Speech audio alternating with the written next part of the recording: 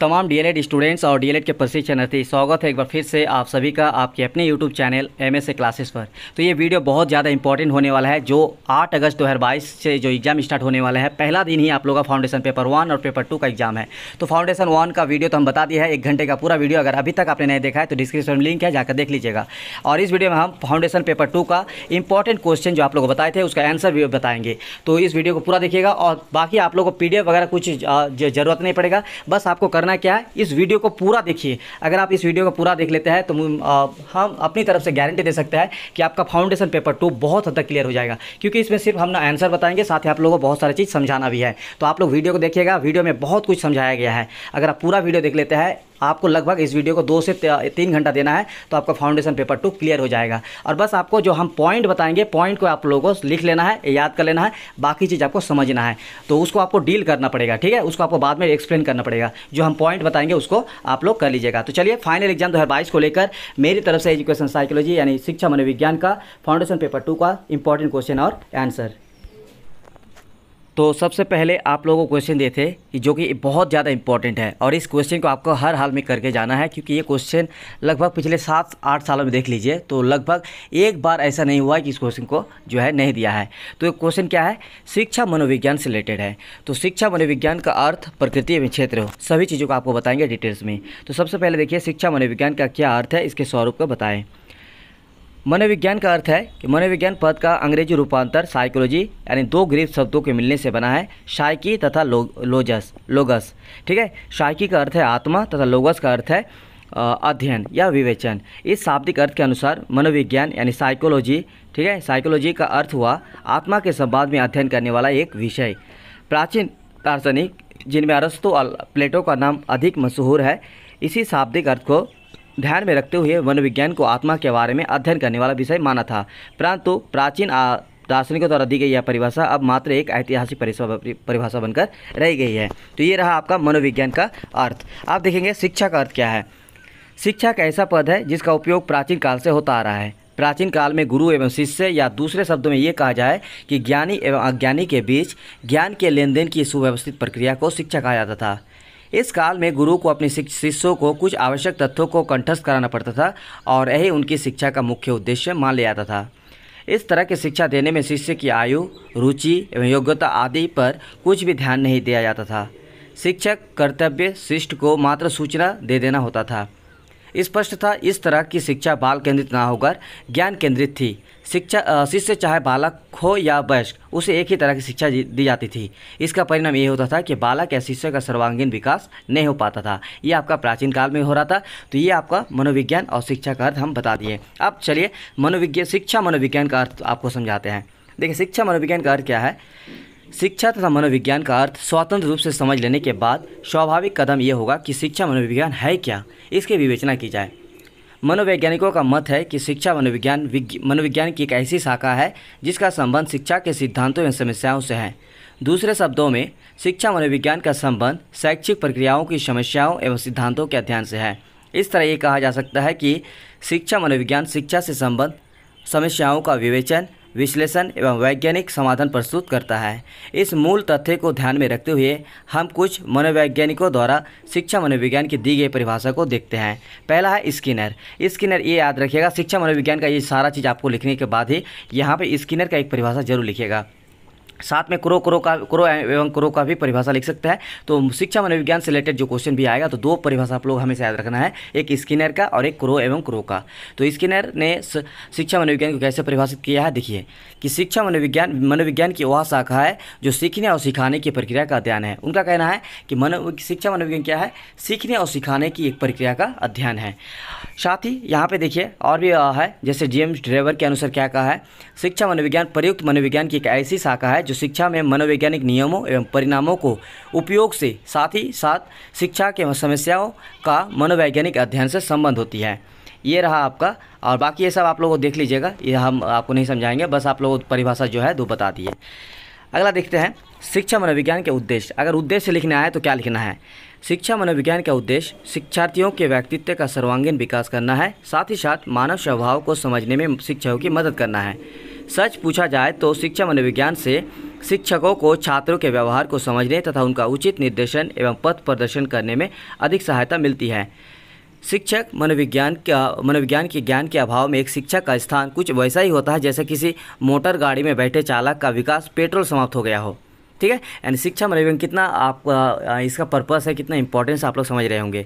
तो उसके बाद देखिए, स्पष्ट है कि शिक्षा मनोविज्ञान का एक प्रमुख उद्देश्य शिक्षकों को शिक्षा संबंधित आवश्यक मनोवैज्ञानिक तथ्यों से अवगत कराकर उनके कार्यों में सहायता प्रदान करना होता है, जिससे वे शिक्षार्थियों यानी विद्यार्थियों को विकास के पथ पर निर्देशित कर सके।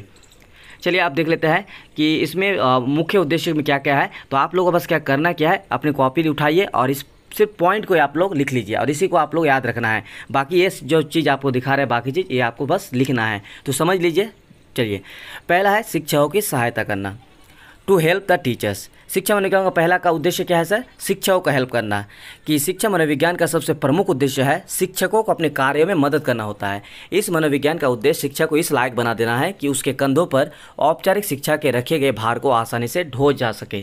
ठीक है, चलिए ये रहा पहला उद्देश्य। दूसरा उद्देश्य अगर बात की जाए वो है उचित शैक्षिक निर्देशन देना।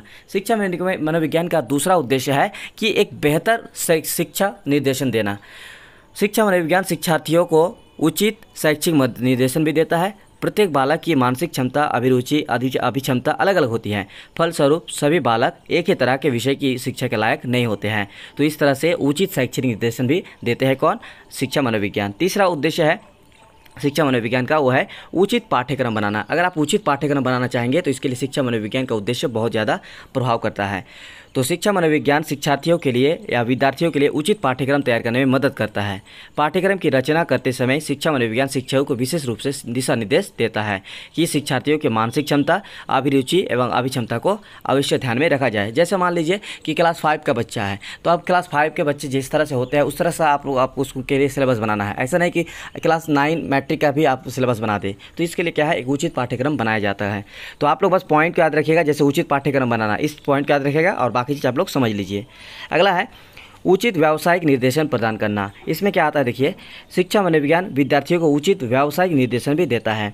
सभी तरह के व्यवसाय के लिए शिक्षार्थी उचित नहीं होते हैं। कुछ व्यवसाय में कुछ विशेष अधिक्षमता रखने वाले बालक अधिक सक्षम होते हैं, तो दूसरे व्यवसाय में दूसरे तरह के अधिक्षमता वाला बालक अधिक सक्षम होता है। मतलब देखिए, कोई भी बालक हो तो उसको जो व्यवसाय में है, तो ऐसा नहीं कि हर व्यवसाय सब कोई कर सकता है। तो इसके लिए क्या है, बालक को अलग अलग जो है व्यावसायिक कौशल प्रदान करता है शिक्षा मनोविज्ञान।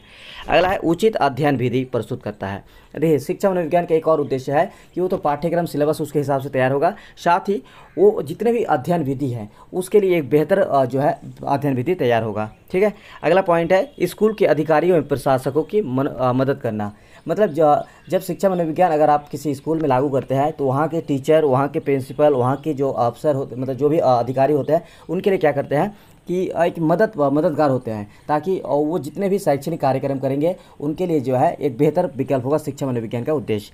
अगला है सातवां कि शिक्षार्थियों के व्यक्तित्व का सर्वांगीण विकास करना। यानी जो विद्यार्थी होते हैं, बालक होते हैं, बच्चे होते हैं, उनके संपूर्ण अगर विकास करना है, उसके बाह्य अंग, आंतरिक अंगों में, मतलब आंतरिक अंगों को बाह्य बनाना है, तो आपको लिए मतलब उसका सर्वांगीण विकास करना है, उसका मेंटली, उसका शारीरिक, उसका बौद्धिक। तो इसके लिए शिक्षा मनोविज्ञान जो है एक बहुत बेहतर विकल्प है और इसका उद्देश्य है।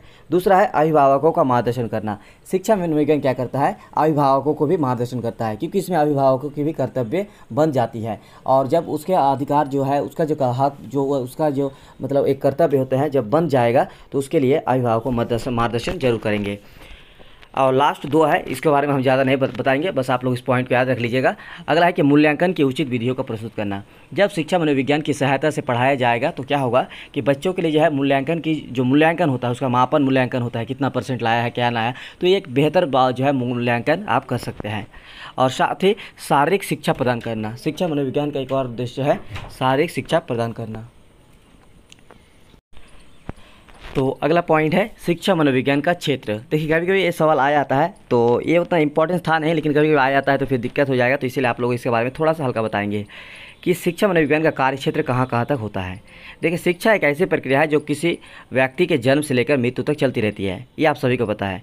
यही कारण है कि शिक्षा मनोविज्ञान का कार्य क्षेत्र भी बचपन अवस्था से लेकर किशोर अवस्था तक की शैक्षणिक प्रक्रियाओं का अध्ययन नहीं करना है, बल्कि इसके द्वारा पूरे व्यक्ति के पूरे जीवन काल का अध्ययन है। इस शैक्षणिक प्रक्रिया में शिक्षा में शिक्षार्थी से संबंधित जितने तरह के पक्ष हो सकते हैं उनमें शिक्षा मनोविज्ञान के कार्य क्षेत्र में सम्मिलित किया गया है। इस सभी क्षेत्र जो है कार्य क्षेत्र मतलब समझ में आ रहा होगा आप लोगों को। शिक्षा मनोविज्ञान का जितने भी कार्य क्षेत्र है, क्योंकि एक इंसान जो भी है उसका जन्म से लेकर उसका मृत्यु तक, ठीक है, 60 70 80 साल तक जब भी वो जीवित रहेंगे उसके लिए शिक्षा जो है निरंतर पर्यंत चलते रहने वाली शिक्षा है। तो देखिए इसका कार्य क्षेत्र कहाँ कहाँ चलता है। पहला है शिक्षार्थी मैंने मतलब विद्यार्थी यानी बालक। तो पहला पॉइंट है वो है लर्नर। अगर आप लर्नर ही नहीं रहेंगे तो यहाँ पे शिक्षा मनोविज्ञान का कोई मतलब इंपॉर्टेंस ही नहीं है। तो इसका पहला क्षेत्र है शिक्षार्थी। शैक्षिक प्रक्रिया में शिक्षार्थी की भूमिका काफ़ी महत्वपूर्ण है। शिक्षार्थी मतलब आप लोग समझ लीजिएगा विद्यार्थी। तो शैक्षिक प्रक्रिया में विद्यार्थी की भूमिका काफ़ी महत्वपूर्ण है। कोई भी सीखने सिखाने की प्रक्रिया तब तक संपन्न नहीं हो सकती है जब तक कि वर्ग में शिक्षार्थीगण उपस्थित ना हो। अगर बच्चे ही नहीं रहेंगे तो शिक्षा मनोविज्ञान क्या कोई भी चीज़ काम का नहीं रहेगा। वर्ग में शिक्षण कार्य बहुत हद तक शिक्षार्थी में विभिन्न तरह का विकास, उसके व्यक्तित्व के शील गुणों, बुद्धि, अभिक्षमता, चिंतन आदि पर निर्भर करता है। इन सभी का अध्ययन शिक्षा मनोविज्ञान के कार्य क्षेत्र के भीतर है और शिक्षा मनोविज्ञान शिक्षार्थी के विभिन्न पहलुओं पर गंभीरतापूर्वक विचार कर एक निर्णय पर पहुंचते हैं और उसी ढंग के शिक्षार्थी का चयन कर उन्हें शिक्षा देते हैं। शिक्षार्थी के विकास का अध्ययन करते समय शिक्षा मनोविज्ञान में शिक्षार्थी के कुछ खास विकास जैसे शारीरिक विकास, मानसिक विकास, संज्ञानात्मक विकास, सांवेगिक विकास, सामाजिक विकास आदि पर अधिक बल डाला जाता है। यानी शिक्षा मनोविज्ञान का पहला जो है आपका कार्यक्षेत्र वो है शिक्षार्थी जब तक नहीं होगा, लर्नर जब तक नहीं होगा तब तक कोई शिक्षा मनोविज्ञान काम नहीं रहेगा। इसमें क्या होता है कि बालकों का जो है शारीरिक विकास देखा जाता है, उसका मानसिक विकास देखा जाता है, संज्ञानात्मक विकास देखा जाता है, सांवेगिक विकास देखा जाता है, सामाजिक विकास भी देखा जाता है।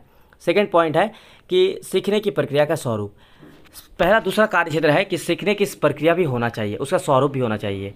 तो लैंडग्रेन के अनुसार ये एक मनोवैज्ञानिक है, इनका क्या कहना है कि सीखने की प्रक्रिया एक ऐसी प्रक्रिया है जिसके द्वारा शिक्षार्थी यानी विद्यार्थी अपने व्यवहारों में परिवर्तन लाकर नए नए संप्रदायों को सीखते हैं, यानी नई नई चीज़ों को सीखते हैं तथा अपनी चिंतन प्रक्रिया को पुनर्संगठित करते हैं। सच्चाई यह है कि शिक्षार्थी सीखते समय जो भी प्रक्रियाएँ करते हैं उसे सीखने की प्रक्रिया कहा जाता है। यानी एक बालक जितने भी तरह के चीज़ सीखते हैं उनके लिए जो अलग अलग तरीका होते हैं यही आपका सीखने की प्रक्रिया का स्वरूप, ठीक है। जैसे लिखना, बातचीत करना आदि कुछ इसी तरह के प्रक्रियाओं के उदाहरण हैं। तो ये आपका सीखने की प्रक्रिया का स्वरूप है। तो चलिए फटाफट आप लोगों को बस समझाना है, इसीलिए आप लोग वीडियो को पूरा देखिएगा तो आप लोगों के लिए बहुत काम देगा। अगला है कि सीखने की परिस्थिति। लैंडग्रेन के अनुसार शिक्षा मनोविज्ञान का तीसरा क्षेत्र जो है वह सीखने की परिस्थिति है। इसमें सीखने की प्रक्रिया संपन्न होती है जिसमें शिक्षक की मनोवृत्ति, वर्ग, क्लास की परिस्थिति, स्कूल की सान्वेगिक आबोहवा आदि को महत्वपूर्ण माना गया है। यानी सीखने की परिस्थिति, देखिए जब एक बालक किसी स्कूल में जाते हैं तो वहाँ पे सबसे पहली चीज़ है कि वहाँ बच्चा सीखेगा कैसे। इसके लिए क्या होना चाहिए, वहाँ पर जो है शिक्षक होना चाहिए, शिक्षक की मनोवृत्ति होनी चाहिए, वर्ग होना चाहिए, वर्ग के अंदर विद्यार्थी होना चाहिए। ये आपका सीखने की जो है परिस्थिति निर्भर करती है। शिक्षा मनोविज्ञान का एक और क्षेत्र है मापन एवं मूल्यांकन। शिक्षा मनोविज्ञान अगर आप पढ़ाते हैं और बच्चों का मापन एवं मूल्यांकन ही नहीं कर पाएंगे तो ऐसे में आप बच्चों का जो है नहीं जान पाएंगे कौन सा बच्चा किस तरह के हैं, ठीक है। तो हर बच्चे को जब आप पढ़ाते हैं तो उसमें आपको अपने आप समझ में आ जाएगा कि ये बच्चा इस तरह का है, इतना तेज़ है, वो बच्चा थोड़ा है जो उससे थोड़ा कम तेज है, सामान्य बच्चे हैं। तो इस तरह से आप लोग जो है मापन एवं मूल्यांकन भी कर सकते हैं और इसके लिए आप लोग मतलब जो है उचित निर्देशन भी मिलेगा। ऐसा नहीं कि आप जो है किसी बच्चे को सीधा ए ग्रेड दे दिए बिना जान पड़ताल के, हाँ बच्चा अच्छा है तो ए ग्रेड, ऐसा नहीं होता है। उसके लिए एक शिक्षा मनोविज्ञान के क्या है एक उचित मार्गदर्शन तैयार करता है मापन एवं मूल्यांकन के लिए। अगला है निर्देशन एवं मानसिक स्वास्थ्य। शिक्षा मनोविज्ञान का एक और क्षेत्र है कि जो है वो तो निर्देशन देता ही है, अभी आप लोगों को बताएं, मतलब वो डायरेक्शन करता है आपको कि आप बच्चे को कैसे आपको देखना है, कैसे उसका नज़रिया बनाना है, उसका सांवेगिक विकास, उसका मानसिक विकास, उसका बौद्धिक विकास, हर तरह आपको देखने का जो है वो निर्देशन देता है। साथ ही उसका मानसिक स्वास्थ्य का भी आपको ध्यान रखना, ये जो है शिक्षा मनोविज्ञान का कार्य क्षेत्र है। तो ये हो गया शिक्षा मनोविज्ञान का क्षेत्र। एक और क्वेश्चन आ जाता है शिक्षा मनोविज्ञान से रिलेटेड, वो है महत्व। तो महत्व को सिर्फ आप लोग को पॉइंट बताएंगे और देखिए शिक्षा मनोविज्ञान का आप लोग जितना भी बता दिए ना, मेरे ख्याल से अगर महत्व नहीं भी समझाएंगे तो आप लोगों को कर लीजिएगा, क्योंकि जितने भी आप लोगों का कार्य क्षेत्र बताए, जिसका भी उसका उद्देश्य बताए, वही सबको बस घुमा के थोड़ा सा आपको मतलब उसका मतलब महत्व। देखिए जब उसका उद्देश्य इतना बढ़िया है, जब उसका कार्य क्षेत्र इतना अच्छा है, तो आप लोग उसी को बस क्या करना है, उसका महत्व बता देना है, ठीक है। तो यहाँ पे बस हम आपको पॉइंट बताएंगे, आप लोग इसको समझ लीजिएगा। पहला है कि छात्रों का विकासात्मक विशेषताओं को समझने में शिक्षा मनोविज्ञान जी का बहुत महत्व है। दूसरा है कक्षा के शिक्षण के स्वरूप को समझने में शिक्षा मनोविज्ञान का महत्व है। शिक्षार्थियों की समस्याओं को समझने में भी और शिक्षार्थियों के व्यक्तिगत व्यक्तिक विभिन्नता को समझने में भी, शिक्षार्थियों में धनात्मक मनोवृत्ति के विकास को ही। ठीक है, तो ये रहा शिक्षा मनोविज्ञान का इंपॉर्टेंट क्वेश्चन। अब बात करेंगे नेक्स्ट क्वेश्चन, वो है व्यक्तित्व। व्यक्तित्व एक बहुत ही इंपॉर्टेंट क्वेश्चन है आपके एग्जाम के लिए। तो ये क्वेश्चन बहुत बार रिपीट करने देखने को मिला है। चलिए इसके बारे में आपको आप बताते हैं। देखिए, व्यक्तित्व का अर्थ है स्वरूप। सबसे पहले इसका मीनिंग बताते हैं। Meaning and nature of personality. व्यक्तित्व का इंग्लिश क्या है? पर्सनैलिटी। आप लोगों ने बहुत ये सब सुने होंगे पर्सनैलिटी। ठीक है, हर इंसान का एक अच्छा अपना पर्सनैलिटी होती है। तो देखिए, शिक्षा मनोविज्ञान में पर्सनैलिटी क्या है। मनोवैज्ञानिकों ने व्यक्तित्व के अध्ययन में प्रारंभ से ही काफ़ी दिलचस्पी दिखाई है। अतः यह बिल्कुल स्वाभाविक है कि व्यक्तित्व के स्वरूप की व्याख्या करने के लिए कई परिभाषाएं दी गई है।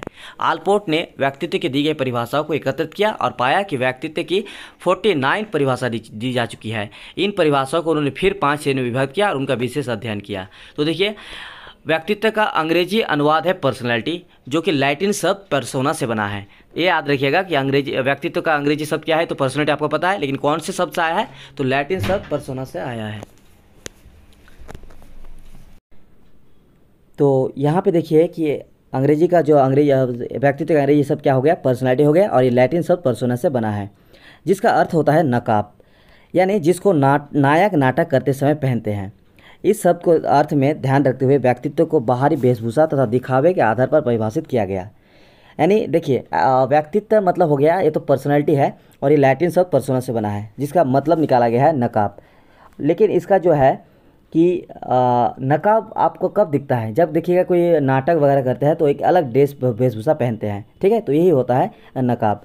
तो इस शाब्दिक अर्थ को ध्यान में रखते हुए व्यक्तित्व को बाहरी वेशभूषा कहा गया है या दिखावे का।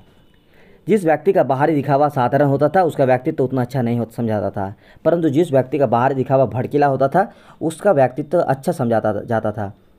परंतु इस तरह की परिभाषा को तुरंत ही अवैज्ञानिक घोषित कर दिया गया और उसके बाद धीरे धीरे एक एक करके विभिन्न मनोवैज्ञानिकों ने व्यक्तित्व की परिभाषा दी, जो कि इसको बाहर दिया, अलग अलग परिभाषा आया।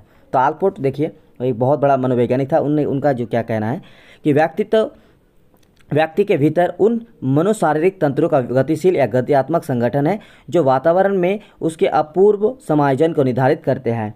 आलपोर्ट की इस परिभाषा में व्यक्तित्व के भीतरी गुणों तथा बाहरी गुणों यानी व्यवहार दोनों को सम्मिलित किया गया है। यानी पर्सनैलिटी का मतलब ये नहीं कि इससे बाहरी दिखावा, इसका मतलब ये हो गया कि अंदर क्या है और बाहर क्या है, दोनों को जो है मिश्रण करके जो उसका निकले वो है आपका जो है पर्सनैलिटी।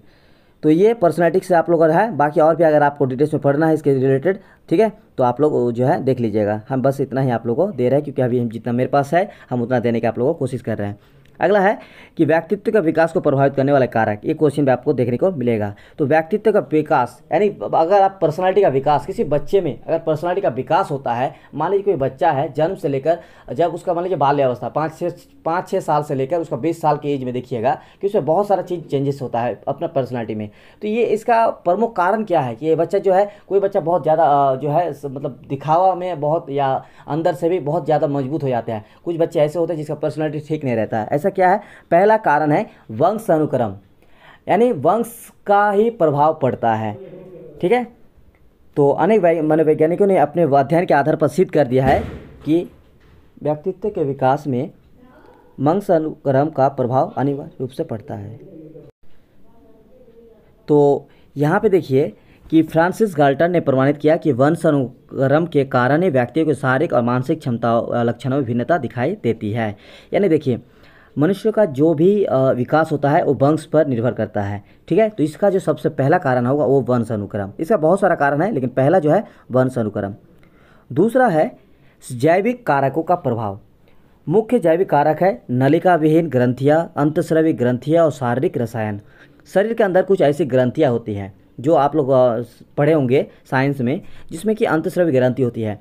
उनका जो उसका जो प्रभाव है वो भी आपका पर्सनालिटी को चेंज कर सकता है। ठीक है, तो बहुत सारे बच्चे जो है देखिएगा देखने में जो है अलग है लेकिन उसका पर्सनालिटी का अलग तरह का होगा। तो ये क्या होगा कि बच्चा का जो अंतस्रावी ग्रंथियाँ है उसका जो बनावट है, ठीक है, जैविक बनावट जो मतलब प्राकृतिक रूप से जो बना है उसमें बहुत कुछ चेंज उसका प्रभाव पड़ता है। अगला है शारीरिक रचना का प्रभाव।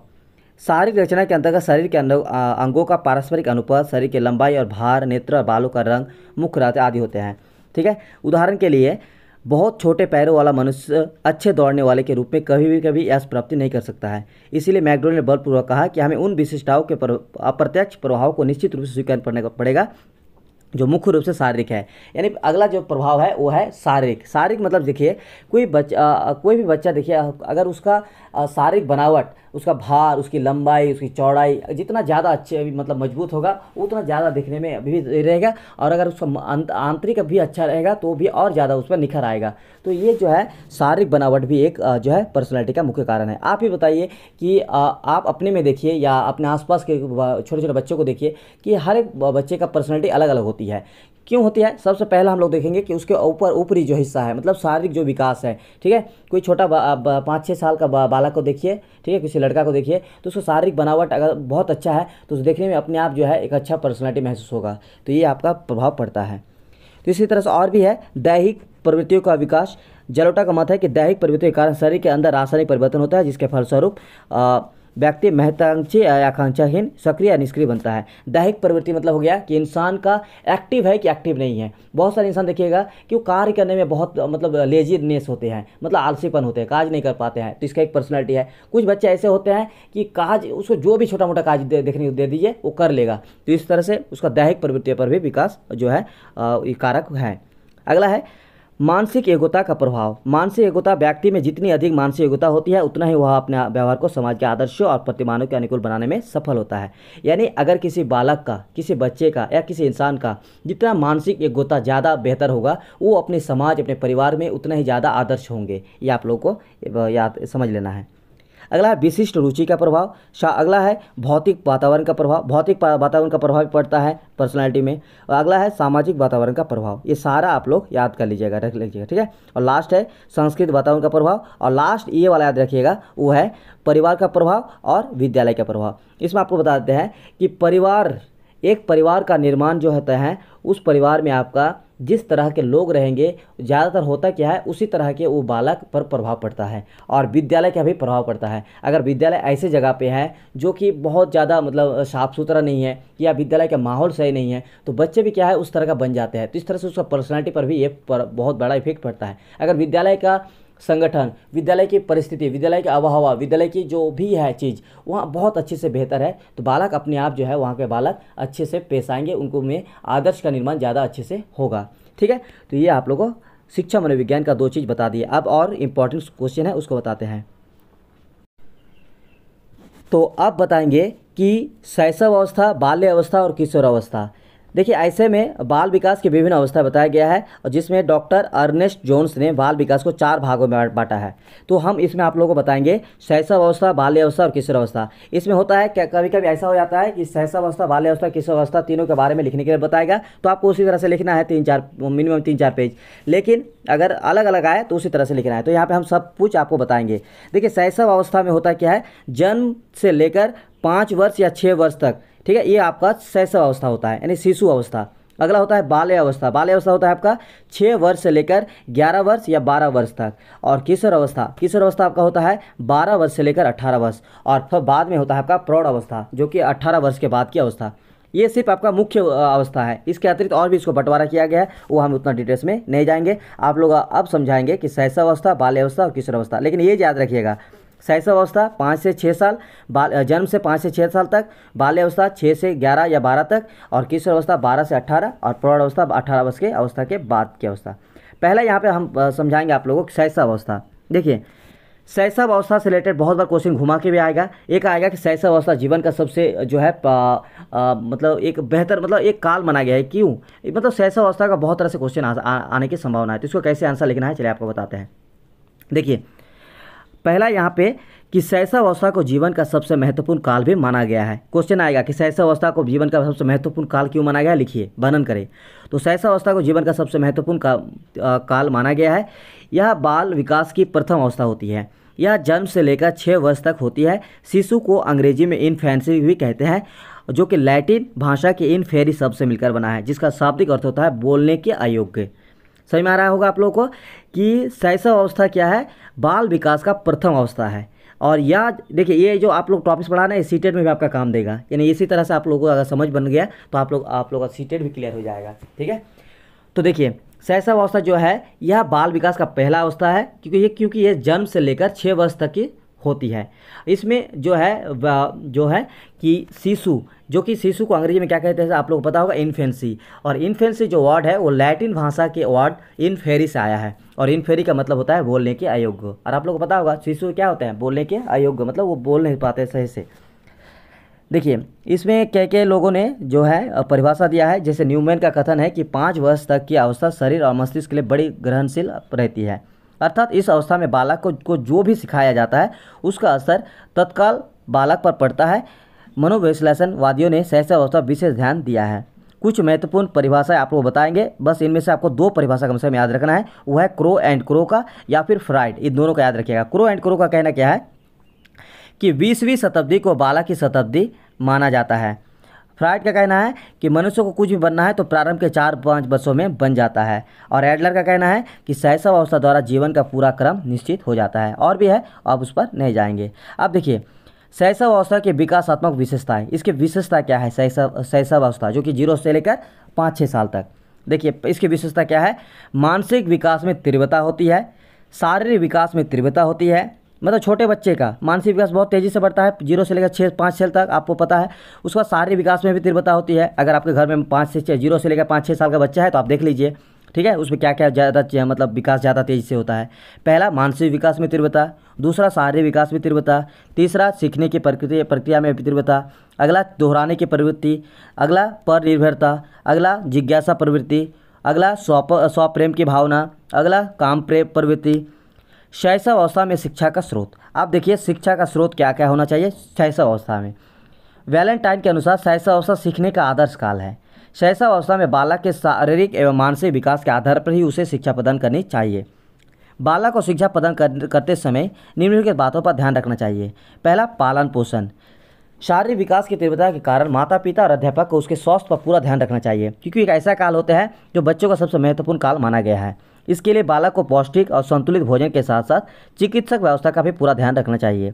दूसरा, अच्छी आदतों का निर्माण। बालक अपने आसपास के वातावरण का अनुसरण करता है, यदि वह अच्छे वातावरण में रह रहा है तो अच्छी आदतों को सीख जाएगा। तीसरा, करके सीखने पर अधिक महत्व देना। बालक को स्वयं करके सीखने का अवसर प्रदान करना चाहिए, क्योंकि करके सीखा हुआ ज्ञान अधिक समय तक स्थायी रहता है। बालक किसी काम को करके सीखने में अधिक आनंद का अनुभव भी प्राप्त करता है। अगला, वार्तालाप का अवसर। बच्चों को बातचीत करने का अवसर प्रदान करें। जिज्ञासा के संतुष्टि, इसमें बच्चा क्या ज़्यादा सा जिज्ञासु होते हैं, वो बहुत कुछ पूछते हैं, तो आप उनको रोकिए मत, उसको पूछने दीजिए, इससे जिज्ञासा की संतुष्टि भी होती है उसमें। और लास्ट है स्नेह गुण का व्यवहार। ये रहा आपका शैशवावस्था। अब बात करेंगे बाल्य अवस्था के बारे में। बाल विकास की अवस्था में शैशवावस्था के बाद अगर कोई अवस्था है तो वह है बाल्य अवस्था। और बाल्य अवस्था का प्रारंभ होता है सर, इसे जीवन का सबसे अनोखा काल कहा गया है। ठीक है, शैशवावस्था महत्वपूर्ण काल और बाल्य अवस्था अनोखा काल। यह बाल विकास की दूसरी अवस्था है। यह 6 वर्ष से लेकर 12 वर्ष या 11 वर्ष तक की होती है। मनोवैज्ञानिकों ने इस अवस्था को निम्नलिखित नाम दिया है। प्राथमिक विद्यालय की आयु, क्योंकि बालक इसी अवस्था में ही अपनी प्राथमिक विद्यालय की शुरुआत करती है। मतलब कि जो बाल्य अवस्था है इसका नाम दिया गया है बहुत सारे मनोवैज्ञानिकों ने कि ये जो इसका जो नाम है होना चाहिए वो है प्राथमिक विद्यालय की आयु। किसी ने कहा है स्फूर्ति आयु, किसी ने कहा है गंदी आयु। तो क्या है स्फूर्ति, मतलब क्योंकि इस समय बालक के अंदर स्फूर्ति बहुत अधिक होती है, बहुत ज़्यादा वो स्फूर्ति एकदम तेज तरार होते हैं। दूसरा, गंदी आयु भी कहा है, क्योंकि इस अवस्था में बालक खेल कूद, भाग दौड़, उछल कूद में अधिक लगे होने के कारण वह प्राय गंदा और लापरवाह रहता है। ठीक है, बहुत सारे बच्चे ऐसे होते हैं कि अच्छे भी है, बहुत सारे बच्चे ऐसे भी होता है जो कि खेल कूद में ही सारा दिन बिता रहा है, पढ़ाई ना लिखाई कुछ भी। तो इस तरह से इसको गंदी आयु भी किसी मनोवैज्ञानिक ने कहा है। समूह आयु भी कहा है, क्योंकि इस काल में बालक बालिकाओं में सामाजिक संबंध स्थापित करने की अधिक क्षमता होती है। क्योंकि आप लोगों को पता होगा जो बच्चा 5-6 साल के बाद 12 साल के बीच आप देखिएगा तो वो लोग क्या होता है कि बच्चे में आपस में मिलने की कोशिश करेगा, समूह में रहने की कोशिश करेगा, तो इसीलिए समूह आयु भी माना गया है। जीवन में बाल्यावस्था के महत्व पर प्रकाश डालते हुए ब्रेयर जोन्स प्रिंटन क्या कहा है कि शैक्षणिक दृष्टिकोण से जीवन चक्र में बाल्यावस्था से अधिक महत्वपूर्ण और कोई अवस्था नहीं है। जो अध्यापक इस अवस्था में बालक को शिक्षा देता है उन्हें बालक की आधारभूत आवश्यकताएं एवं उनकी समस्याओं का और उनकी परिस्थितियों का पूर्व जानकारी होना चाहिए, जो उनके व्यवहार को रूपांतरित और परिवर्तित करती है। इस अवस्था में बालक के जीवन में स्थायित्व आने लगता है और वे आगे आने वाले जीवन की तैयारी करने लगते हैं। कुछ महत्वपूर्ण कथन यानी परिभाषाएं। कुछ महत्वपूर्ण परिभाषा या कथन अगर माना जाए तो देखिए यहाँ पे कोल ब्रूस, आप लोग ये एक दो जो है जरूर याद रखिएगा ये सब, ठीक है। मनोवैज्ञानिक का नाम और उसका परिभाषा।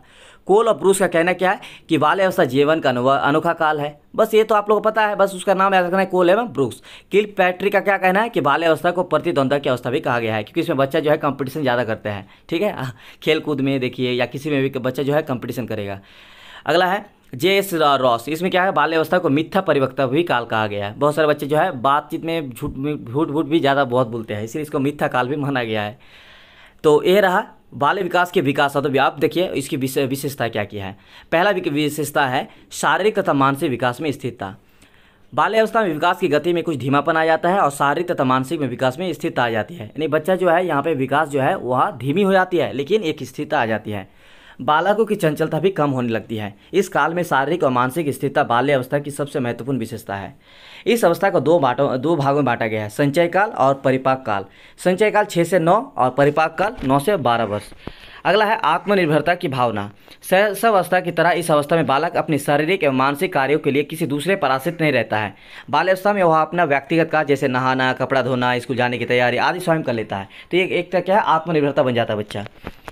अगला क्या है प्रतिस्पर्धा की भावना।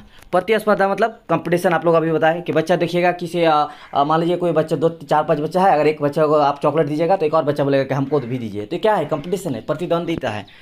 अगला है सामूहिक प्रवृत्तियों की भावना। बच्चा जो है इसमें अपने आप में जो है सामूहिक रूप से रहने का कोशिश करेगा। सामूहिक मतलब जो बच्चे जो होते हैं वो ऑटोमेटिक क्या होता है कि एक बच्चा अपने दूसरे बच्चे के साथ ज़्यादा खेलने की कोशिश करेगा। ऐसा नहीं कि बड़े बड़े लोग जो है 20 साल 25 साल लोगों के साथ खेलने की कोशिश करेगा, वो समूह में रहने की कोशिश करेगा। यथार्थवादी दृष्टिकोण। बाल्यावस्था में बालक का जो है दृष्टिकोण यथार्थवादी होता है। इस अवस्था में बालक कल्पना जगत से वास्तविक जगत में प्रवेश करने लगता है। यानी बच्चा जो है अब जो है असली चीज़ों को मानने लगता है, वो अब कल्पना में नहीं रहता है। अनुकरण की प्रकृति का विकास। इसमें बच्चा जो है ज़्यादातर अनुकरण भी करने लगता है। और झूठ देखिए बाल्य अवस्था में अनुकरण की प्रवृत्ति का सबसे अधिक विकास होता है। इस आयु में बालक झूठ बोलना, चोरी करना भी सीख जाते हैं। मतलब अगर कोई मान लीजिए किसी घर में फैमिली में अगर कोई चोरी करते हैं तो उस घर में जो बालक है उसमें भी ये प्रभाव बहुत मतलब 90% चांस है कि वहाँ के उस बालक को भी चोरी करने का जो है एक ही आ जाता है। यानी इसका जो है बालक पर ये प्रभाव पड़ता है अनुकरण के लिए। अगला है संवेगों पर दमन और उसके बाद है बाल्यावस्था। आप देखिए संवेगों पर दमन कि बालक जो है बाल्यावस्था में बालक उचित और अनुचित में अंतर समझने लगता है, ठीक है। तो अब चलिए बाल्यावस्था में शिक्षा का स्वरूप आप लोग बताते हैं। बाल्यावस्था बालक के जीवन की आधारशिला होती है। स्वरूप बता रहे हैं, ठीक है। बाल्यावस्था में शिक्षा का स्वरूप कैसा कैसा शिक्षा होना चाहिए बालक में। तो शारीरिक विकास पर ध्यान, सबसे पहले क्या होना चाहिए शारीरिक विकास पर ध्यान, ठीक है। बाल्यावस्था में शिक्षा की जो है अरस्तु के अनुसार स्वस्थ शरीर में ही स्वस्थ मस्तिष्क का निवास होता है। अतः बालक के मानसिक विकास के लिए शारीरिक विकास पर विशेष ध्यान आवश्यक है। बालकों के अच्छे स्वास्थ्य के लिए उन्हें संतुलित और पौष्टिक भोजन देना चाहिए और बालकों की क्रियाशीलता बनाए रखने के लिए विद्यालय में खेलकूद को कराना चाहिए। भाषा विकास पर बल। बालकों के भाषा विकास पर विशेष बल दिया जाना चाहिए। बालकों को वार्तालाप करने, कहानी सुनाने, पत्र पत्रिकाएं पढ़ने, वाद विवाद करने, भाषण देने तथा कविता पढ़ाने पर विशेष ध्यान देना चाहिए। रोचक पाठ्य सामग्री जो भी होना चाहिए वो रोचक होना चाहिए। खेल तथा क्रिया द्वारा ज़्यादा सिखाया जाने की कोशिश करना चाहिए। अब आएंगे सर किशोरावस्था, बहुत ज़्यादा इंपॉर्टेंट है ये किशोरावस्था। तो बाल विकास की अवस्थाओं में बाल्य अवस्था के बाद किशोर अवस्था का प्रारंभ होता है तथा प्रौढ़ अवस्था के प्रारंभ होने तक चलता है। इसे जीवन का सबसे कठिन काल माना गया है।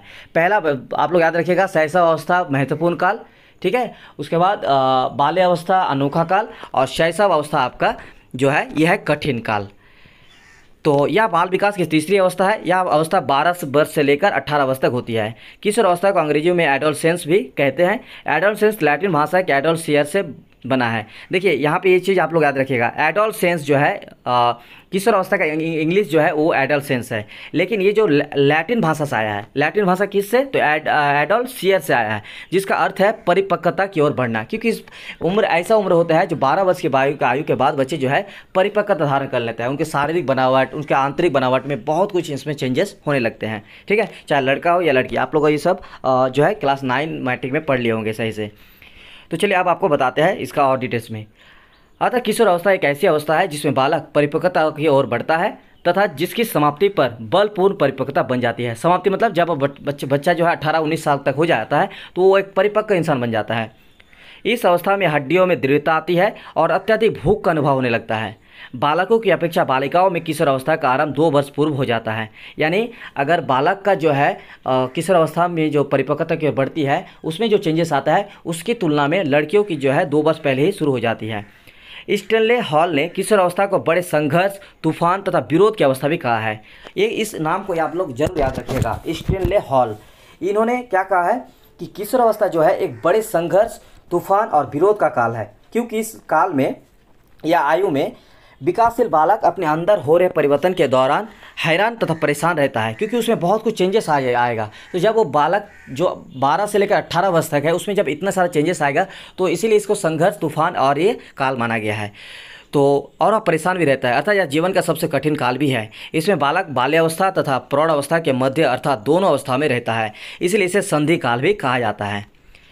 किशोरावस्था की विशेषताएं देखिए, कुछ परिभाषा यहाँ पे देखिए। रॉस ने क्या कहा है कि किशोरावस्था शैशव अवस्था की पुनर्वृत्ति है, मतलब इसको दोबारा से रिपीट हो रहा है किसका, किशोरावस्था का। क्रो एंड क्रो, ये नाम आप लोग कभी याद भूलिएगा नहीं, ठीक है। क्रो एंड क्रो, इसका परिभाषा हर चीज़ में देने की कोशिश कीजिएगा।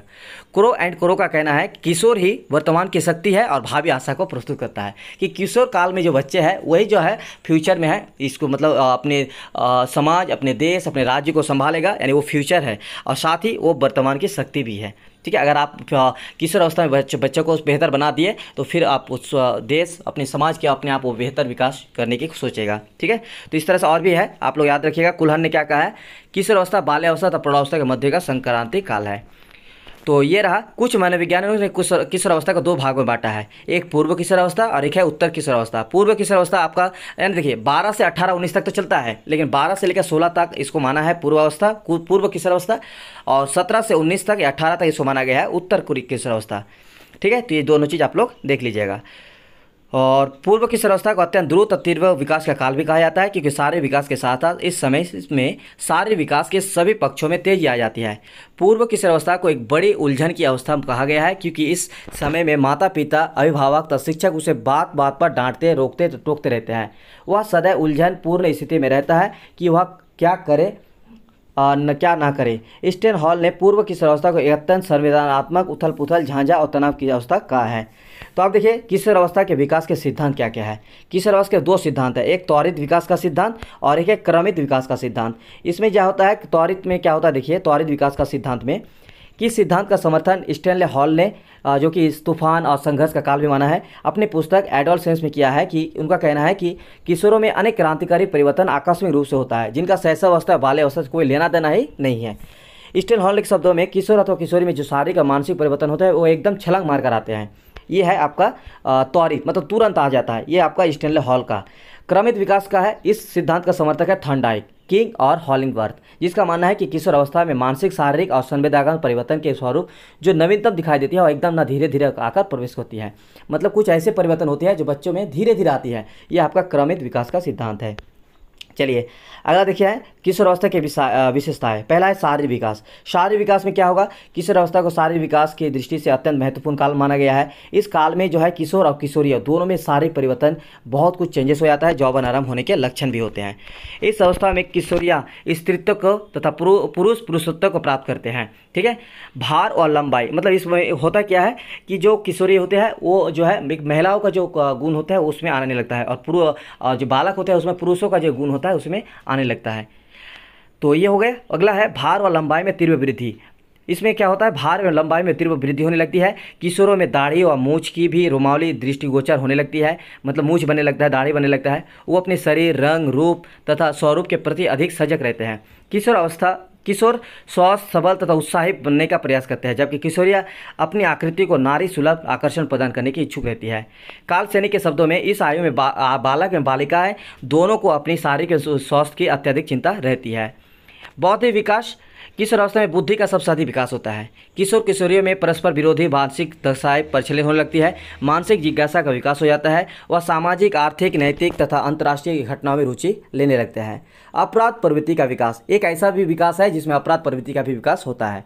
इस अवस्था में इच्छा पूर्ति, निर्बाधा तथा असफलता मिलने के कारण अपराध प्रवृत्ति का विकास हो जाता है। वैलेंटाइन के अनुसार किशोरावस्था अपराध प्रवृत्ति के विकास का नाजुक समय है। अगर बच्चा किसी तरह से अगर बिगड़ गया इस अवस्था में तो बच्चा जो है अपराध प्रवृत्ति का विकास होने लगेगा और वो अपराध की जो श्रेणी है उसमें आ जाता है।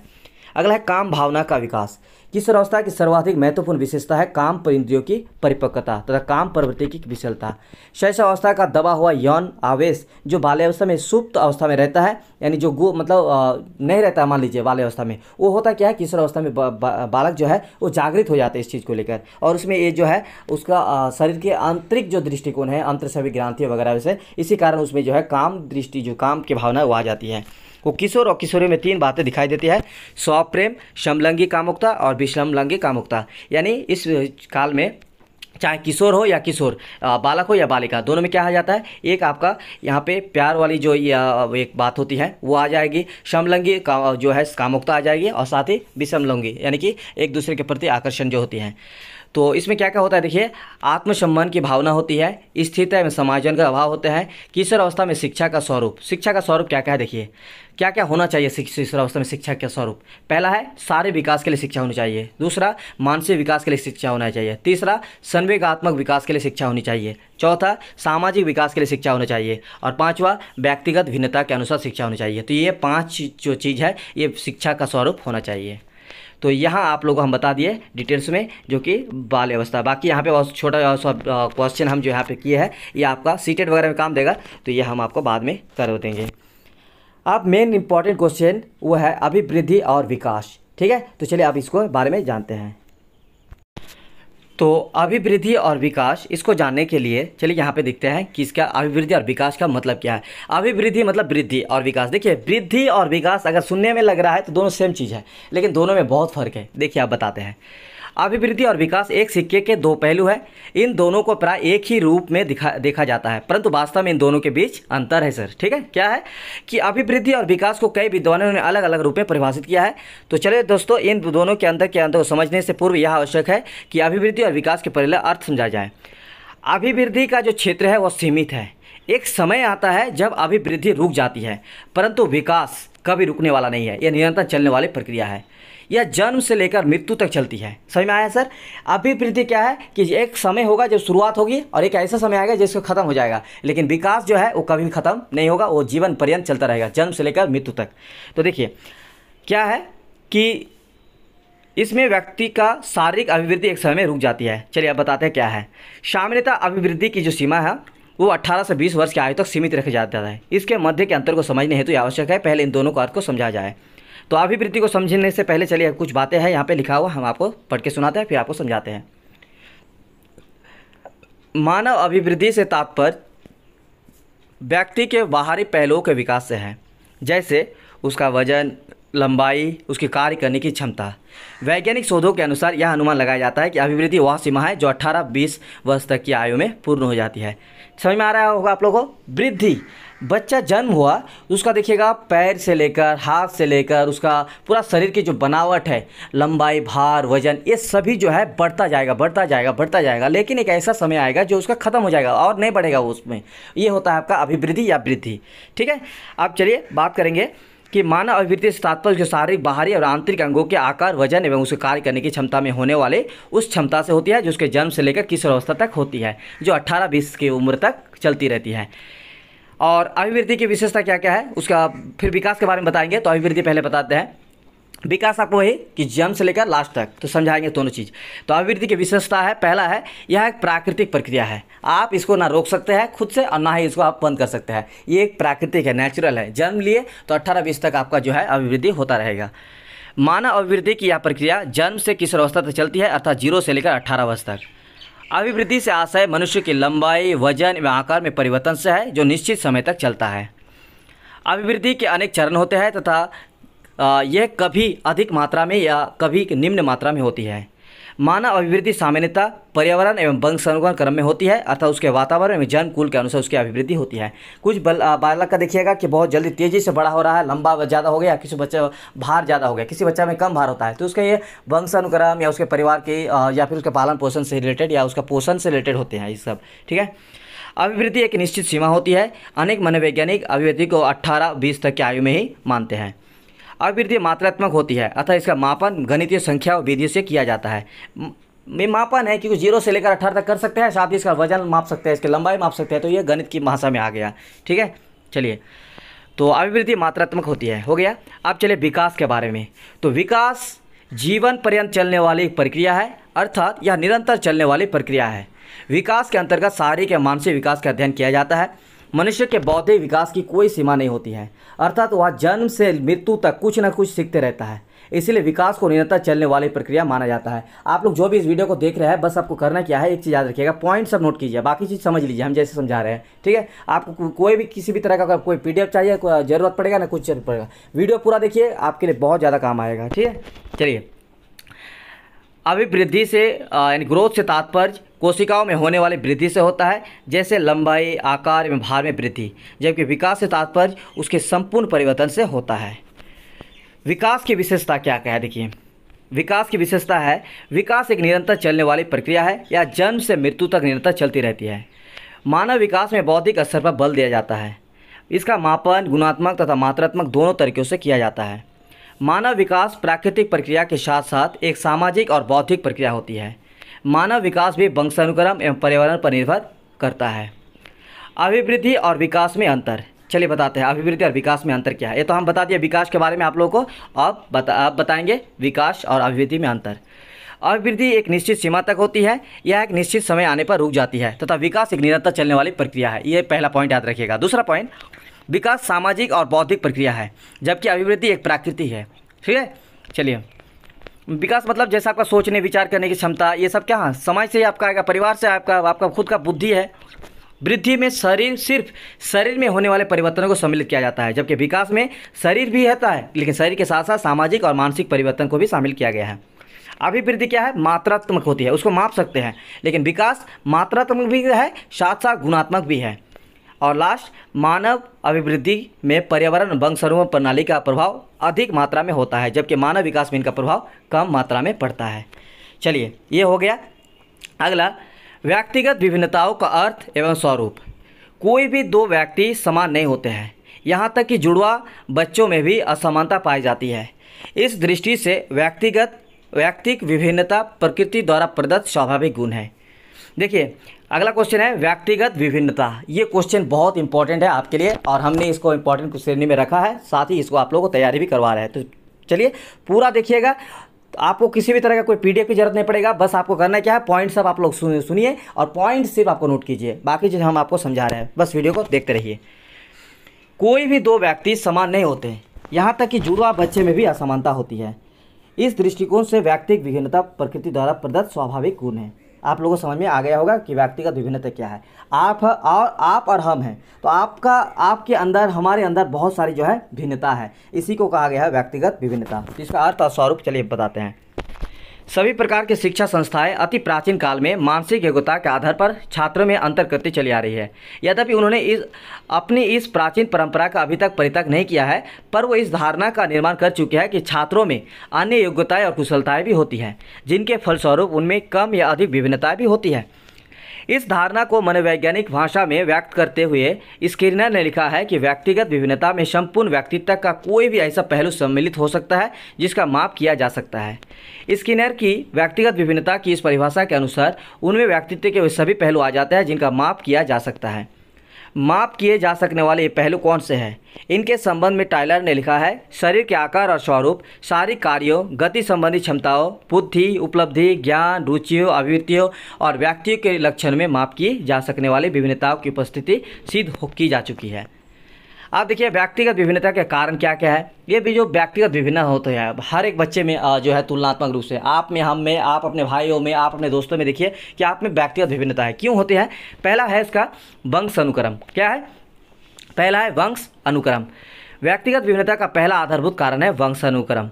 रूसो, पियर्सन तथा गाल्टन इस कारण के प्रबल समर्थक है।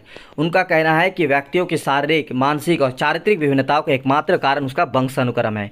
इसीलिए स्वस्थ, बुद्धि और चरित्रवान माता पिता की संतान भी स्वस्थ, बुद्धिमान और चरित्रवान होती है। मन भी वंश अनुक्रम का व्यक्तिगत विभिन्नता का कारण स्वीकार करते हुए लिखा है कि हमारा सबका जीवन एक ही प्रकार आरंभ होता है। फिर इसका क्या कारण है कि जैसे जैसे हम बड़े होते जाते हैं वो हम में अंतर होता जाता है। इसका एक उत्तर यह है कि हमारा सबका वंश अनुक्रम भिन्न भिन्न होता है। ठीक है, तो पहला कारण आपका वंश अनुक्रम। दूसरा कारण है वातावरण और तीसरा कारण है जाति, प्रजाति, देश। चलिए आप इसको हम पढ़ेंगे नहीं, आप लोग इसको देख लीजिए, हम बस आपको समझाएंगे। वातावरण, व्यक्तिगत विभिन्नता जो होती है उसमें एक पहला दूसरा जो मुख्य कारण है वो है वातावरण। वातावरण का प्रभाव भी होता है, ऐसा होता है कि इसमें बच्चे जो है रहन सहन, उसका व्यवहार, आचार विचार, ये सभी उसके वातावरण पर भी टिका रहता है। तो इस तरह से जो है वातावरण भी इसका एक प्रमुख कारण है। अगला है जाति, प्रजाति और देश। व्यक्तिगत प्रभाव जो है तीसरा कारण है जाति, प्रजाति और देश। इसमें जो है क्या होते हैं कि किसी बालक पर उसके जाति, उसकी प्रजाति एवं उसके देश की जो संस्कृति, रहन सहन, वो सभी चीज़ इस पर बालक पर प्रभाव पड़ता है। अगला है आयु और बुद्धि। व्यक्तिगत विभिन्नता में एक चौथा कारण है आयु और बुद्धि। कुछ बच्चे ऐसे होते हैं कि 10 साल की एज में जितना ज़्यादा उसमें जो है तेज तर्रार होते हैं, बाकी एक और अच्छा बालक को लीजिए कि 16-17 साल होने के बावजूद उसका ज़्यादा बुद्धि नहीं होगा। मतलब जब हम लोग को देखने को मिलता है कि ये बालक बहुत तेज़ है, इसका एज 10 है। कोई बच्चा ऐसा है कि 16, 17, 5 से 15 साल का होने के बावजूद उतना इसमें बुद्धि नहीं है। ये हम लोग कैसे मैच कर ले, तो इसको इमेजिन कर लेते हैं। ये जो है ये उसका आयु और बुद्धि में भी फर्क देखने को मिला है। और लास्ट हम लोग देखते हैं शिक्षा और आर्थिक दशा। ये भी एक इंपॉर्टेंस काम करता है। तो व्यक्तिगत विभिन्नता का पांचवा कारण है शिक्षा और आर्थिक दशा। शिक्षा व्यक्ति को शिष्ट, गंभीर और विचारशील बनाकर अशिक्षित व्यक्ति से उसे भिन्न कर देती है। गरीबी को सभी तरह के पापों और दुर्गुणों का कारण माना जाता है। गरीबी के कारण लोग चोरी, डाका और हत्या जैसे जघन्य कार्य को भी पाप नहीं समझते हैं, पर ये लोग उन व्यक्तियों से पूर्णतः भिन्न होते हैं जो उत्तम आर्थिक दशा के कारण प्रत्येक कुकर्म को अक्षम्य अपराध समझते हैं। तो चलिए अब देख लेते हैं अगला क्वेश्चन जो कि इंपॉर्टेंट है बहुत ज़्यादा, वो है अधिगम। सीखना से आप क्या समझते हैं? अधिगम का मतलब यह है सीखना। तो इससे आप क्या समझते हैं, इसका आपका परिभाषा, डेफिनेशन, ये सब लिखना पड़ेगा। साथ ही अधिगम कौशल को विस्तार से वर्णन करें। तो चलिए इस क्वेश्चन को आप लोगों को बताते हैं, साथ ही आप लोगों को डिटेल्स में समझा देते हैं। अधिगम एक व्यापक शब्द है। व्यापक मतलब होता है बहुत बड़ा शब्द है, बहुत ज़्यादा जब फैला हुआ रहता है। अधिगम एक व्यापक शब्द है। अधिगम जन्मजात प्रतिक्रियाओं पर आधारित होता है। व्यक्ति जन्मजात प्रवृत्तियों से प्रेरित होकर जो भी क्रियाएं करते हैं वो अपनी परिस्थितियों से समायोजन स्थापित करने के लिए होती है। जन्मजात प्रवृत्तियों से मतलब जो जन्म से ही, ठीक है, जन्म से ही हम लोग देखते हैं कि जो काम कर रहे हैं और हम लोग उसी काम को सीख रहे हैं, ये एक तरह का जो है अधिगम है। तो अपनी परिस्थितियों से समायोजन स्थापित करने के लिए होती है। मनोवैज्ञानिकों के अनुसार अधिगम जो है एक मानसिक प्रक्रिया है। मानसिक प्रक्रिया की अभिव्यक्ति व्यवहारों के द्वारा ही होती है। मानव व्यवहार अनुभवों के आधार पर परिवर्तित और परिमार्जित होता रहता है। चलिए आप इसको थोड़ा सा डिटेल्स में आप लोगों को बताते हैं। देखिए अधिगम क्या है। अधिगम का दूसरा नाम है सीखना। सीखना मतलब जो भी हम लोग जन्म के बाद जो भी चीज़ सीखते हैं वो किसी और का देखा देखी या किसी और चीज़ों से सीखते हैं। तो ये जो है हमारी जो है जन्मजात प्रवृत्ति होती है और इसी के द्वारा मानव जो है अपने व्यवहार में इसको शामिल करते हैं। लेकिन ये सारा चीज़ इंसान का जो दिमागी स्तर पर होता है, जिसको हम लोग मेंटली या फिर मानसिक तौर पर बोलते हैं। तो इसीलिए जो है कि अधिगम क्या है, एक मानसिक प्रक्रिया है। अब बताते हैं अधिगम का अर्थ। तो अधिगम का अर्थ होता है सीखना। अनुभव और प्रशिक्षण द्वारा व्यक्ति के व्यवहार में परिवर्तन होता है। ठीक है, तो अधिगम का अर्थ है सीखना, जो कि अनुभव और प्रशिक्षण द्वारा व्यक्ति के व्यवहार में परिवर्तन हुआ है। अनुभव दो प्रकार का हो सकता है। प्रथम प्रकार का अनुभव स्वयं ग्रहण करता है, जबकि दूसरे प्रकार का अनुभव अन्य लोगों के अनुभव से लाभ उठाने की श्रेणी में आता है। प्रशिक्षण के अंतर्गत औपचारिक शिक्षा दी जाती है। एक माँ द्वारा जो शिक्षा दी जाती है वह औपचारिक और अनौपचारिक दोनों होती है, जिसका मुख्य उद्देश्य सिखाना होता है। जैसे छोटे बच्चे को जो है एक माँ जो है जो शिक्षा देती है वो औपचारिक और अनौपचारिक दोनों है। लेकिन अगर दूसरे तरीके से पूछा जाए तो एक और होती है जो औपचारिक होते हैं, जैसे विद्यालय में, स्कूल, कॉलेजों में। ठीक है, तो ये अनौपचारिक। तो अधिगम आप लोग हर जगह सीखते हैं। चलिए, अधिगम के फलस्वरूप बालक के व्यवहार में स्थायी परिमार्जन होता है। विद्यालय का कार्य भी बालक को सिखाना है, किंतु अधिगम से आशय मात्र व्यवहार परिमार्जन नहीं है। मतलब व्यवहार को सिर्फ साफ करना नहीं है, परिष्कार करना नहीं है। सभी प्रकार के व्यवहार परिवर्तन को सीखना नहीं कहते हैं। ठीक है, तो अधिगम से तात्पर्य है व्यवहार में स्थायी परिवर्तन से होता है और यह परिवर्तन वातावरण से समायोजित होने में मदद करता है। अब देखिए अधिगम की परिभाषा क्या है। तो विभिन्न मनोवैज्ञानिकों एवं शिक्षा शास्त्रियों द्वारा दी गई अधिगम की कुछ परिभाषा है। तो यहाँ पे हम जितने भी आप लोग देंगे बस 2 ही याद रखिएगा तो काफ़ी रहेगा। तो एक आपको याद रखना है हरलॉक का। हरलॉक ने क्या कहा है कि अधिगम विकास है। अधिगम क्या है? विकास है, जो अभ्यास एवं प्रयास के द्वारा आती है। अधिगम के द्वारा बालक अपने आनुवंशिक संसाधनों का प्रयोग करने में सक्षम हो जाते हैं। और दूसरा आपको याद रखना है वुडवर्थर का। ठीक है, 4 नंबर में देखिए वुडवर्थर का। इन्होंने क्या किया है, इन्होंने कहा है कि एक क्रिया को अधिगम को जा सकता है और यदि वह व्यक्ति का विकास अच्छा या बुरा करता है तो उसके व्यवहारों एवं अनुभवों को पूर्व की तुलना में परिवर्तित करता है।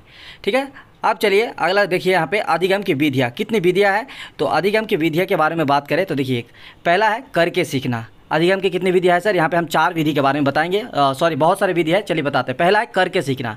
अधिगम मतलब सीखना, सीखना सबसे पहले करके सीखा जाता है। दूसरा निरीक्षण या अवलोकन करके भी सीखा जाता है। तीसरा परीक्षण करके भी सीखा जाता है। चौथा वाद विवाद के माध्यम से भी सीखा जाता है। अगला है अनुकरण। अनुकरण मतलब जो किसी का नकल करके सीखा जाता है। प्रयास एवं त्रुटि, जब इंसान प्रयास करता है, प्रयास करने के बाद फिर अगर गलत होता है तो उससे जो है सीखते हैं, इस तरह से भी सीखा जाता है। तो ये भी एक तरह का क्या है? अधिगम है। अब बात करेंगे अधिगम की विशेषता। तो देखिए एक बार वीडियो को पूरा देख लीजिएगा ना, तो जिस तरह से हम आप लोगों को बता रहे हैं, मुझे क्या उम्मीद है कि आप लोगों को जो है फाउंडेशन पेपर 2 का बहुत ज़्यादा क्लियर हो जाएगा। तो अधिगम की विशेषता है, यहाँ पे एक मनोवैज्ञानिक है, उसको अगर याद रखेंगे तो अच्छा है, नहीं रखेंगे तो कोई बात नहीं, आप लोगों को बस विशेषता याद रखना है। विशेषता पहला है अधिगम, ठीक है। इसमें जो मनोवैज्ञानिक है उसका नाम है योकम एंड सिम्पसन ने कहा है कि अधिगम विकास की प्रक्रिया है। क्या है? अधिगम विकास की प्रक्रिया है, पहला पॉइंट। दूसरा पॉइंट, अधिगम अनुभवों का संगठन है। तीसरा, अधिगम खोज करना होता है। चौथा, अधिगम सार्वभौमिक होता है, यानी पूरे जो है संसार में पाया जाता है। अधिगम उद्देश्यपूर्ण होता है, कोई भी अधिगम करते हैं तो उद्देश्यपूर्ण होना चाहिए। और लास्ट है अधिगम परिवर्तनशील होता है, जो आप अधिगम ले रहे हैं वो परिवर्तन भी होगा, ठीक है। तो ये एक प्रक्रिया, विकास की प्रक्रिया भी है, अनुभवों का संगठन भी है, खोज भी है, सार्वभौमिक है, उद्देश्यपूर्ण है, साथ ही परिवर्तनशील भी है।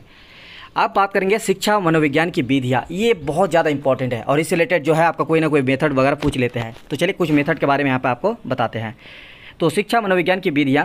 शिक्षा मनोविज्ञान के अध्ययन से विधि से तात्पर्य मनोवैज्ञानिक के द्वारा अपने तथ्यों के संकलन में अपनी परिकल्पनाओं की जांच के लिए अपनाई गई प्रक्रिया से होता है।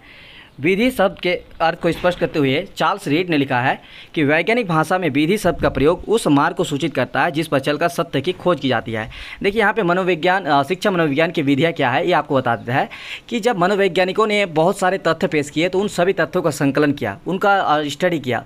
स्टडी करने के बाद ये पता चला कि बच्चों को जो है सिखाया जा सकता है मनोवैज्ञानिक के तरीके से, ठीक है।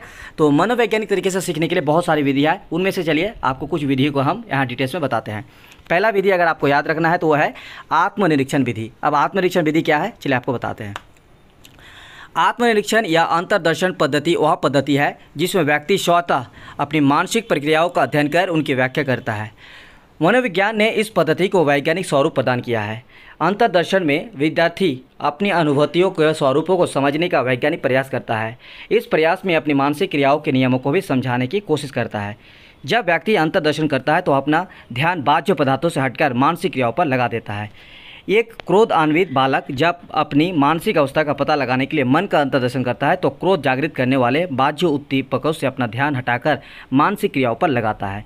इस प्रकार अंतर्दर्शन पद्धति मनोविज्ञान की मुख्य पद्धति है जिसके द्वारा अपने मन का प्रत्यक्ष ज्ञान प्राप्त करने में समर्थ होते हैं। अंतर्दर्शन की परिभाषा प्रस्तुत करते हुए वी.एन. झा ने क्या लिखा है कि अंतर्दर्शन स्वयं अपने मन का निरीक्षण करने की प्रक्रिया है। यह एक प्रकार का आत्मनिरीक्षण है और जिसमें हम अपनी संवेदनाओं तथा किसी मानसिक कार्य के समय घटित होने वाले अन्य व्यापारों का निरीक्षण, विश्लेषण, वर्णन करते हैं। ठीक है, तो आप लोग तो बड़ा पढ़ के सुना दिया, इसका मतलब समझा देता है। आत्मनिरीक्षण विधि हो गया कि अपने मन से, अगर मान लीजिए कोई बालक है, कोई गलत काम करता है, लेकिन अगर वो चाहे कि हम अपनी जो गलत काम है ये कहाँ से आ रहा है, तो अपने मन की सोचेगा, मन से अपने उद्देश्यों को निकालेगा, मन से अपनी जो है निरीक्षण करेगा।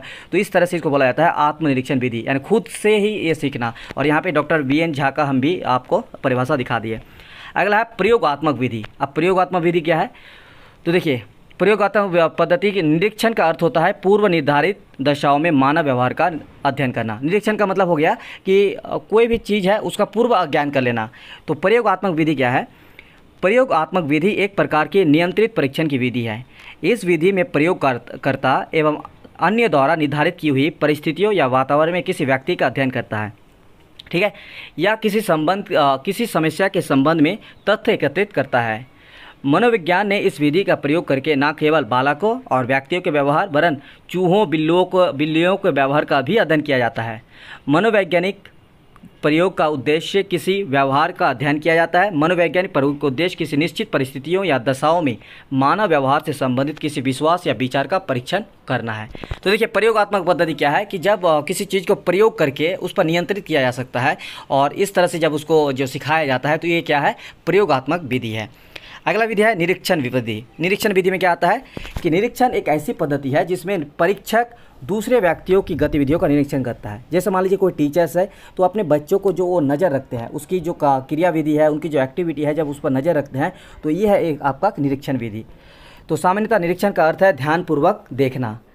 हम किसी व्यक्ति के व्यवहार, आचरण, क्रियाओं, प्रतिक्रियाओं आदि को ध्यानपूर्वक देखकर उसके मानसिक दशा का अनुमान लगा सकते हैं। जैसे जब कोई व्यक्ति तेज़ आवाज़ में बोल रहा हो और उसका चेहरा लाल हो तो हम यह अनुमान लगा सकते हैं कि व्यक्ति बहुत ज़्यादा गुस्से में है। यह इस विधि के अंतर्गत निरीक्षणकर्ता द्वारा अध्ययन किए जाने वाले व्यवहार का निरीक्षण किया जाता है और इसी आधार पर उस विषय में अपनी धारणा बनाता है। व्यवहारवादियों द्वारा इस विधि को विशेष महत्व प्रदान किया गया है। तो निरीक्षण विधि आप लोगों को मेरी तरफ से क्लियर हो गया होगा। अगला बात करेंगे व्यक्ति इतिहास विधि। ये बहुत ज़्यादा इंपॉर्टेंट है और ये क्वेश्चन भी बहुत बार पूछा गया है अलग से, ठीक है। तो ये देखिए व्यक्ति इतिहास विधि क्या है, इसको समझ लीजिए आराम से। अगर ये पॉइंट करके भी लिखने आएगा ना तो कोई दिक्कत नहीं है आपका। चलिए अगला बताते हैं कि व्यक्ति इतिहास विधि क्या है। प्रायः मनोवैज्ञानिक को अनेक प्रकार के व्यक्तियों का सामना करना पड़ता है। इसमें से कोई मानसिक रोगी, अपराधी, झगड़ालू या समाज विरोधी कार्य करने वाला व्यक्ति हो सकता है। मनोवैज्ञानिक के विचार से व्यक्ति का भौतिक, पारिवारिक या सामाजिक वातावरण उसमें मानसिक असंतुलन उत्पन्न कर देता है, जिसके परिणामस्वरूप वह अवांछनीय व्यवहार करने लगता है। इसका वास्तविक कारण जानने के लिए वह व्यक्ति का पूर्व इतिहास जानने का प्रयत्न करता है।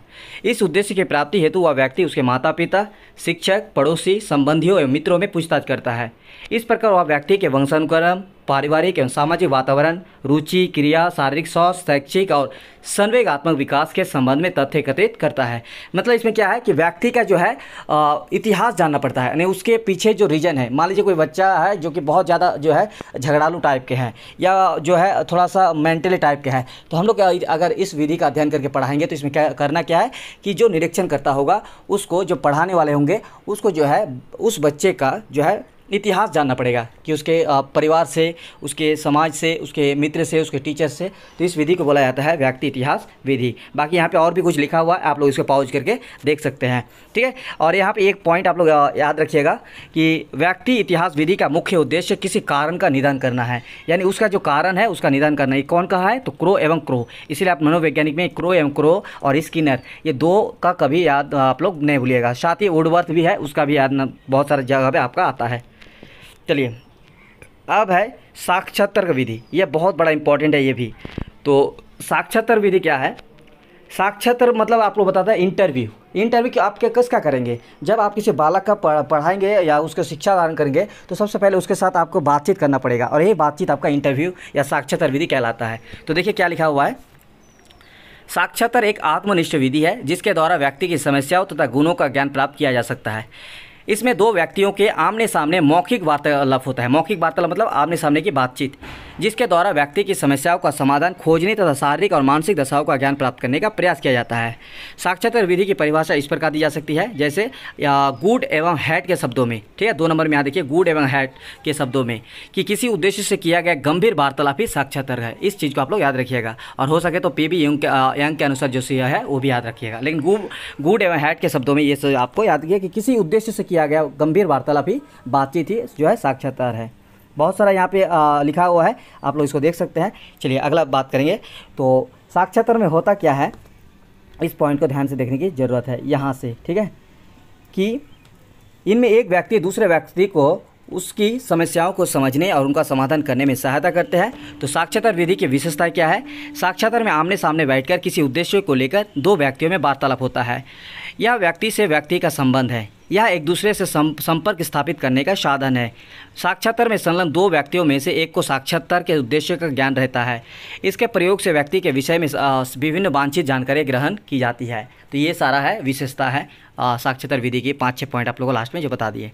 और उसके बाद एक और इम्पॉर्टेंट क्वेश्चन हमारी तरफ से वो है थॉर्नडाइक के सीखने के नियम। ये क्वेश्चन आप लोग जरूर करके जाइएगा, बहुत ज़्यादा इंपॉर्टेंट है थॉर्नडाइक के सीखने के नियम।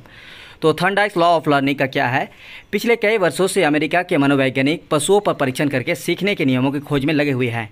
उन्होंने सीखने के जो नियम प्रतिपादित किए हैं उनमें सबसे अधिक मान्यता E.L. थॉर्नडाइक के नियमों को दी जाती है। उसने सीखने के 3 मुख्य नियम और 5 गौण नियम प्रतिपादित किए हैं। मुख्य नियम प्राइमरी लॉज, ठीक है। मुख्य नियम में क्या क्या आएगा? तत्परता का नियम, अभ्यास का नियम, और उपयोग और अनुपयोग के नियम, और लास्ट में है प्रभाव या परिणाम का नियम। तो इन्होंने ये बताया, साथ ही गौण नियम भी है, लेकिन हम आपको मुख्य नियम बताएंगे, बाकी आप गौण नियम को देख लीजिएगा थोड़ा सा, ठीक है। इसका 5 पॉइंट है, यहाँ पे लिखा हुआ है। तो मुख्य नियम है तत्परता का नियम। ये क्या है सर?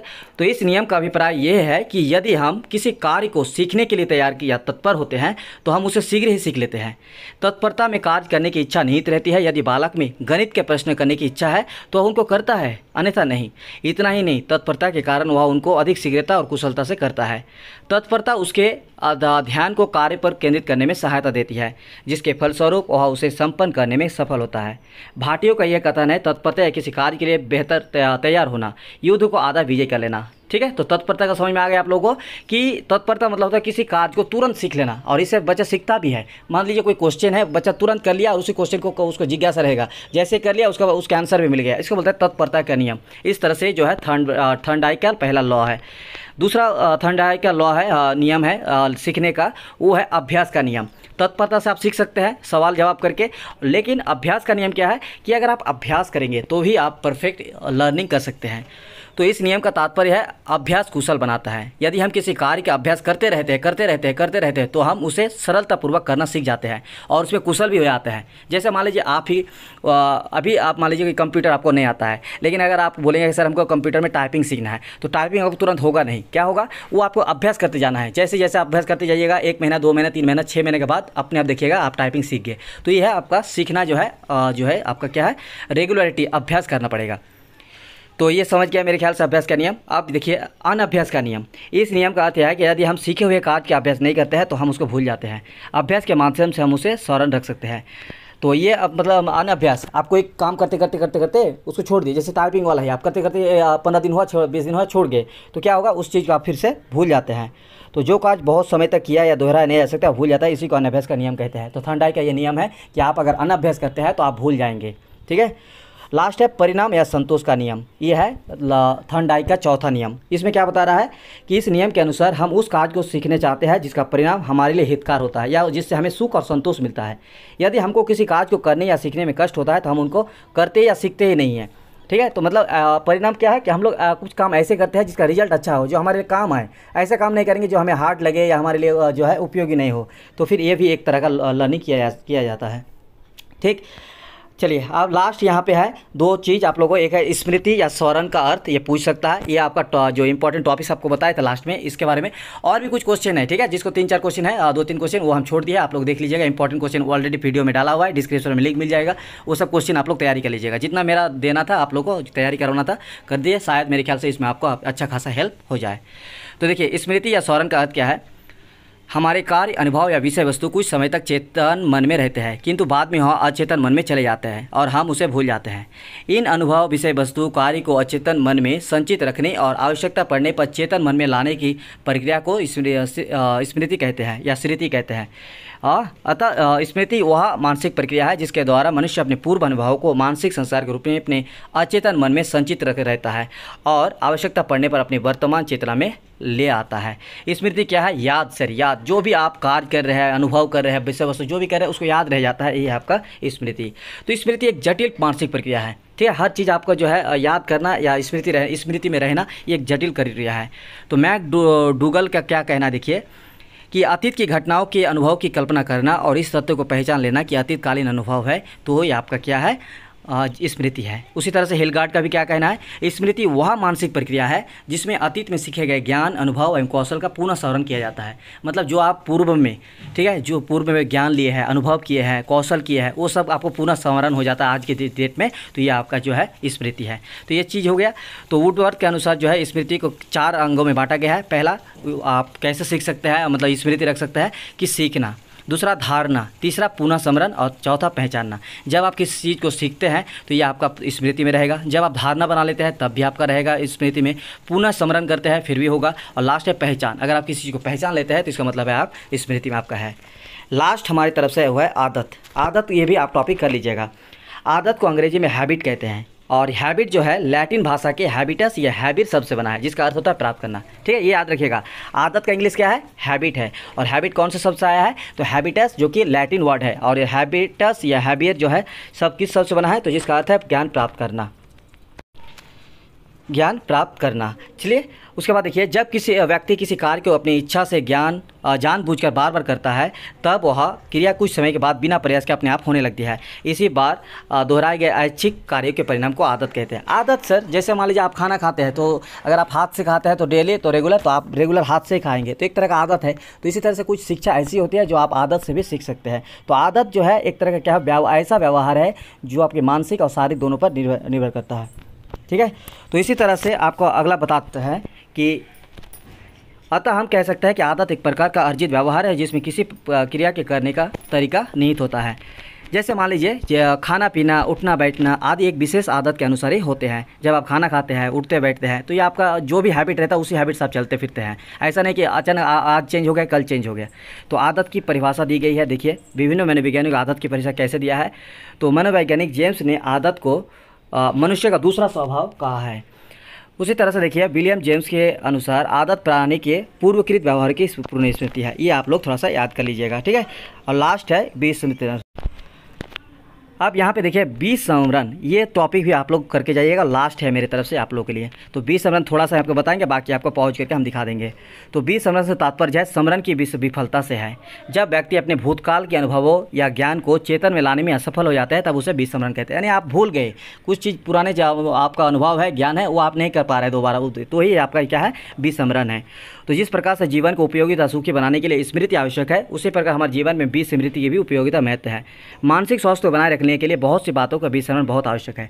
देखिए 20 स्मरण एक्चुअली अगर मानिए तो इसका दो ही है, एक सिक्के के दो पहलू। इसका फ़ायदा भी है और इसका लॉस भी है। यहाँ पे जो बताया जा रहा है कि इसका फ़ायदा है और इसका साथ ही लॉस भी है। अगर कुछ आप ऐसा चीज़ जानते हैं, अच्छा चीज़ जो भूल गए, तो ये ऐसी गई है आपके लिए सही नहीं है। लेकिन अगर आप मान लीजिए कोई गलत काम या आपके साथ कोई गलत घटना हुआ है और आप उसको भूल जाते हैं, तो फिर आपके लिए अच्छा है।